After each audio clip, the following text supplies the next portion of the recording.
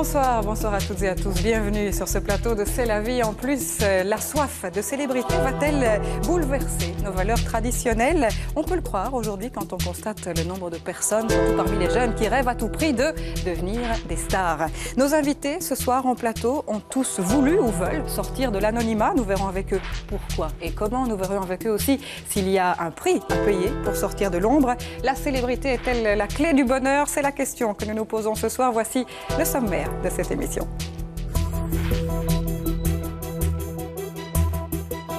Fais la terre! Toi, fais la terre, moi je m'en suis occupé toute la journée. Monsieur et Madame Simpson, tout le monde les connaît. Mais qui incarne les voix de Marge et Homer? Surprise. Quel bonheur d'être dans la rue, être reconnu, franchement, ça fait du bien, ça fait plaisir, quoi. Jean Barbera visait la célébrité. Magie, grâce à la télé, Barbera est sorti de l'anonymat. Fabriquer des stars filantes, c'est dans le cahier des charges de la Starac. Il y a 2 ans, Gilles a connu la vie au château, puis ses dommages collatéraux. Ça fait peur de se dire je dois aller travailler, mais est-ce que je vais me faire tabasser quand je vais au travail? Le parcours qui mène au feu de la rampe est une dure lutte, mais Nicolas et Anthony sont prêts. 2 jeunes hommes, 2 destins, une envie.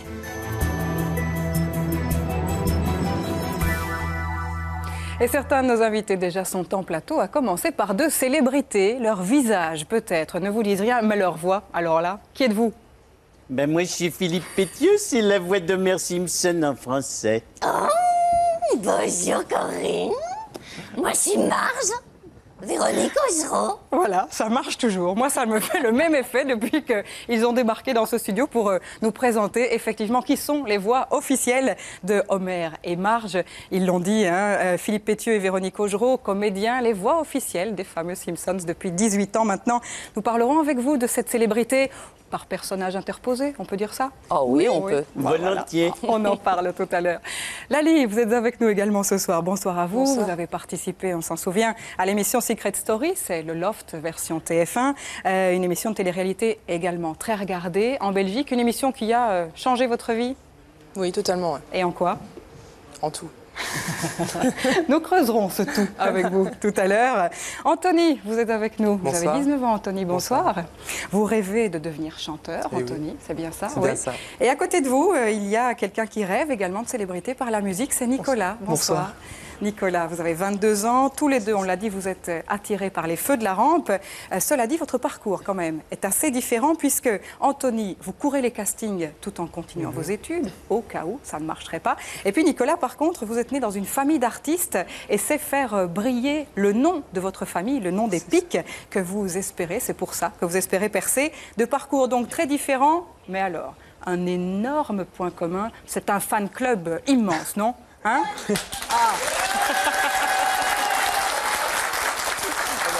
vous présente également Dimitri Equin, psychologue, psychothérapeute. Vous nous donnerez votre avis de spécialiste ce soir. Vous intervenez comme chacun, d'ailleurs, quand bon vous semble. Et puis, c'est un plaisir d'accueillir également quelqu'un qui a connu toutes les étapes de la célébrité. Il a connu la gloire avec un morceau qui figure toujours parmi les plus grands tubes de la planète. En 30 ans de carrière, il a connu des périodes difficiles également. Il a accepté ce soir de nous raconter ses zones d'ombre, ses zones de lumière. C'est un immense plaisir de l'accueillir. Voici Plastique Bertrand.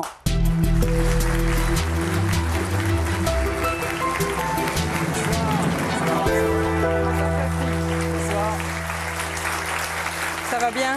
Super bien. Merci à vous d'être là. En tout cas, super bien. Ça, c'est tout plastique, ça. Oui, parce que je suis content d'être là. C'est mon métier de faire des plateaux, mais aussi c'est ma vie, quoi. Ouais. Et ma vie, je veux qu'elle se passe bien. Et quand je peux joindre les deux comme ça, c'est vraiment, je me sens vraiment bien. C'est pas simplement à tout prix être waouh, waouh, waouh.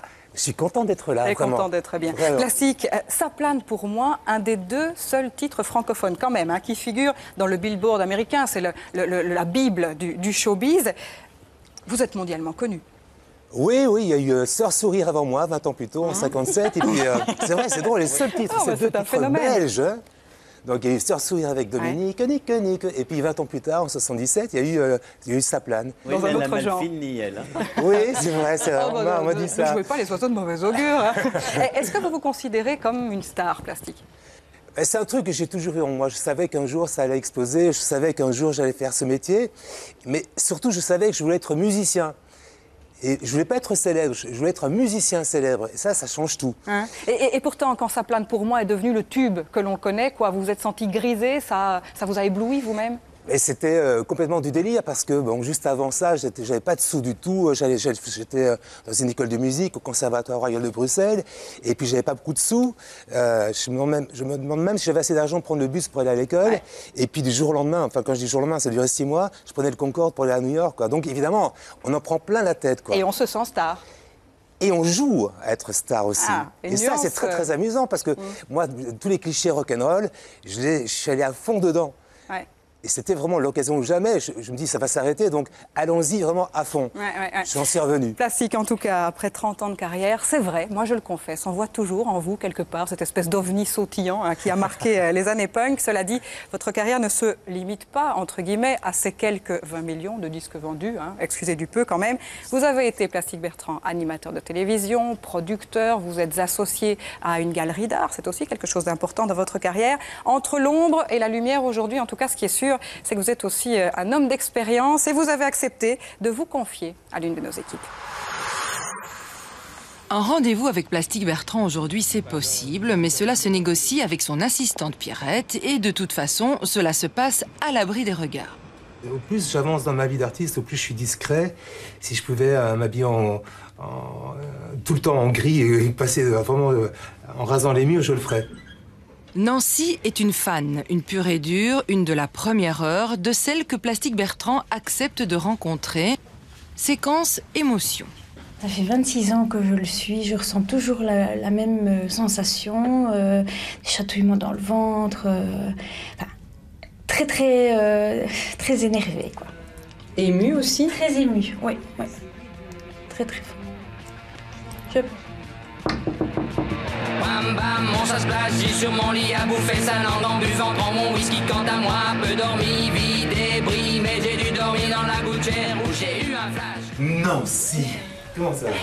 Et toi? Super bien. Super bien. Je suis super contente de te voir. Bah écoute, moi aussi, chaque fois que je peux pas imaginer ma carrière sans les fans, quoi. C'est complètement impossible. Elles sont fidèles et puis je vois très bien quand je fais des choses, je les jauge un peu et puis je comprends très bien si je suis dans le bon ou pas.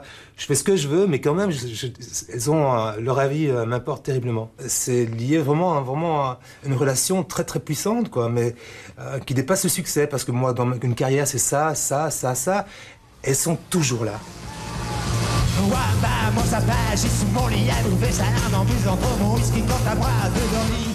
J'ai besoin de contact avec lui.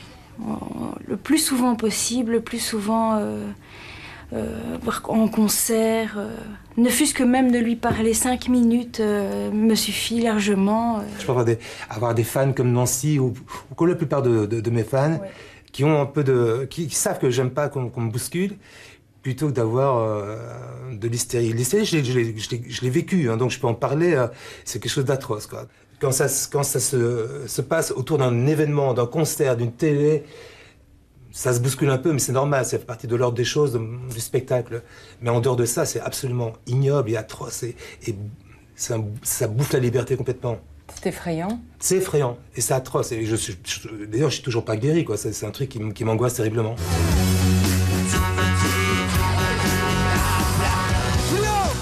Pour vous, la célébrité, c'est quoi? C'est un jeu dangereux. J'ai joué à ça pendant 2-3 ans. J'ai vraiment pris les attitudes de la rockstar. Et puis je me suis rendu compte que finalement tout ça, c'était rien par rapport à la vraie vie. Et c'était même détestable, quoi. Donc, ce qui est intéressant, c'est d'être musicien ou être artiste.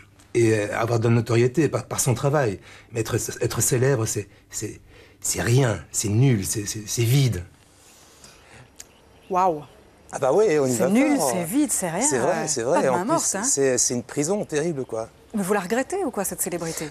Non, parce que je crois que j'ai pu bien le négocier, mais moi j'ai vécu, par exemple, 2 ans avec des gardes du corps, quoi. Ouais, c'est pas drôle, quand moi j'étais un jeune papa, j'avais des enfants que je n'osais pas sortir avec eux. J'ai vraiment vécu avec des gardes du corps à la maison, c'est pas très amusant, quoi. Quand vous dites aussi plastique, j'ai joué à fond le jeu de la rockstar. Allez, vous êtes allé jusqu'où? Tout, hein, sexe, drogue, c'est rock'n'roll, quoi, c'est tout. Ça veut dire que tout est permis, il y a beaucoup d'argent parce qu'on vend beaucoup de disques. Ça veut dire qu'il n'y a aucune limite, quoi. Alors évidemment, c'est tellement formidable qu'on ne se gêne pas non plus. Mais après, on se rend compte que tout ça, ça sert l'industrie. Et finalement, on se sert de l'artiste pour vendre encore plus de disques. Et on s'en fout complètement du bonheur de l'artiste. Mais complètement. Ce qui est important, c'est vendre. Ouais. De toute façon, après, il y aura quelqu'un qui viendra après. Et après, il y aura quelqu'un qui viendra après, etc. Vous allez nous décourager, nos 2 jeunes, Nicolas et Anthony, là. Je pense vraiment que...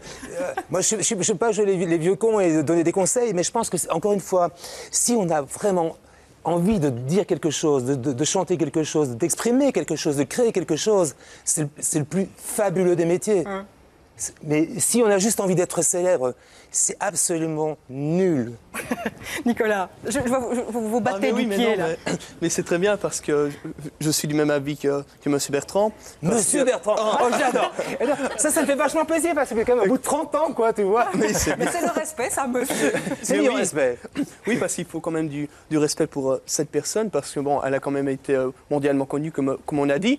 Et alors, je le rejoins vraiment tout à fait parce qu'avec le public, c'est comme je dis souvent, moi, quand je monte sur scène, le public, il est chez lui, il regarde la télévision, le journal parler, on voit toujours des catastrophes, donc on va voir un spectacle, c'est pour s'amuser. Ouais. Et donc moi, quand je rentre sur scène, c'est vraiment pour essayer de donner du bonheur, donc j'essaye de me donner à du 200% et pas du 100%. Et que ce soit une salle de 70 personnes.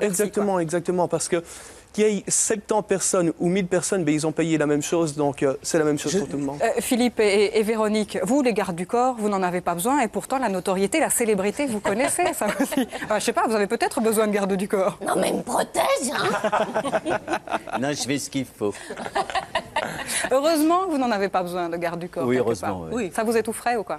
Ah oui, je crois que ça nous empêcherait de vivre. Plastique, cela dit, hein, on comprend bien, la notoriété, la célébrité a des avantages que vous n'appréciez pas du tout. Cela dit, est-ce que vous seriez capable quand même de faire un métier exclusivement de l'ombre, reconnu dans ce métier-là, mais pas de célébrité? Mais moi, je rêve d'être à leur place. Je comprends pas pourquoi ils font de la télé. Maintenant, on va voir leur visage.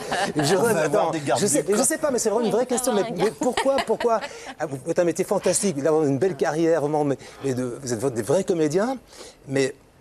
Avec le succès des Simpsons, avec votre carrière fantastique, pourquoi vous vous montrez à la télé? Quel bonheur d'être toujours aussi... Oui. Enfin, pardon, Plastique, mais je pense qu'aussi, nous, enfin, je ne sais pas quel âge tu avais quand la notoriété est venue. Voilà. Nous... On a quelques décennies en plus et ce métier, on le fait depuis énormément d'années. Voilà. Donc, je dis, ça se forge aussi un mental. Je veux dire, ça se forge. Je veux dire, on ne va pas réagir à 40, 45 ans comme on a pu réagir, comme on peut réagir à 20 ans, parce qu'il y a l'euphorie du moment, de la jeunesse et tout.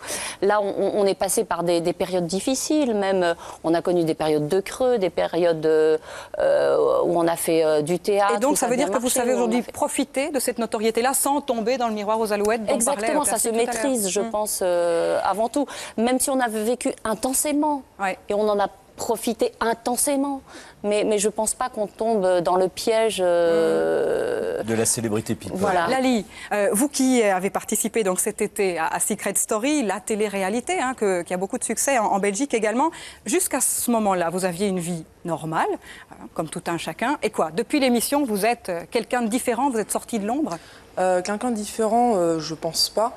Maintenant, c'est vrai que quand on participe à une émission de télé-réalité, on passe de l'anonymat à une notoriété qui est complètement démesurée parce qu'on n'a rien fait en soi d'extraordinaire. C'est pour ça que je suis d'accord avec ce que disait Plastique. Je pense que la notoriété, c'est bien, mais quand on a quelque chose à donner derrière et pas une notoriété gratuite comme ça. Et pourtant, vous êtes engagé dans un jeu de télé-réalité qui ne vend rien. Oui, Oui, bien sûr, mais après, c'est un autre domaine. Je suis rentrée dans un autre registre. On me propose de faire une émission de télé-réalité. Ouais. Je pense que des millions de jeunes voudraient participer à ce genre d'émission. Donc, je pense qu'il ne faut pas cracher dans la soupe. Et pourquoi pas, parce que moi, j'étais quand même aussi artiste avant, entre guillemets, pourquoi pas me servir de cette émission pour... Je suis un peu gênée, en fait, d'avoir des gens qui me demandent des dédicaces, des photos. Mais pourquoi l'avez-vous fait, alors ? Pour l'expérience, c'est une expérience unique dans une vie quand même. C'est quelque chose qui est quand même extraordinaire. On peut pas, c'est pas tout le monde aujourd'hui qui peut participer à ce genre d'émission. Donc bien sûr, je l'ai faite. Je suis contente de l'avoir faite, bien sûr. Mais à côté de ça, il y a des moments où je me sens tout de même un peu gênée. Ouais. Et aujourd'hui, quoi, c'est la voie royale, la télé-réalité. Il y a des conséquences, les portes se sont ouvertes. Je ne pense pas que ça soit la voie royale. C'est beaucoup plus difficile de sortir d'une émission de télé-réalité et de faire quelque